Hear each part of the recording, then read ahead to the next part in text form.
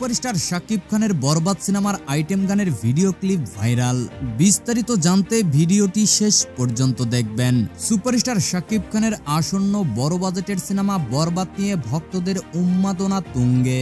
আর তার মধ্যেই সোশ্যাল মিডিয়ায় ছড়িয়ে পড়েছে একটি ভিডিও, যেখানে কলকাতার জনপ্রিয় অভিনেত্রী নুসরাত জাহানকে সাদা লেহেঙ্গা পরে পারফর্ম করতে দেখা যাচ্ছে। তার হট ও সেক্সি লুক এবং নজরকাড়া নৃত্য ভঙ্গিমা দেখে অনেকেই মনে করছেন এটি বরবাদ সিনেমার আইটেম গানের একটি লিক হওয়া ক্লিপ। তবে আসল সত্য হচ্ছে এটি বরবাদ সিনেমার কোনো লিক ভিডিও নয়।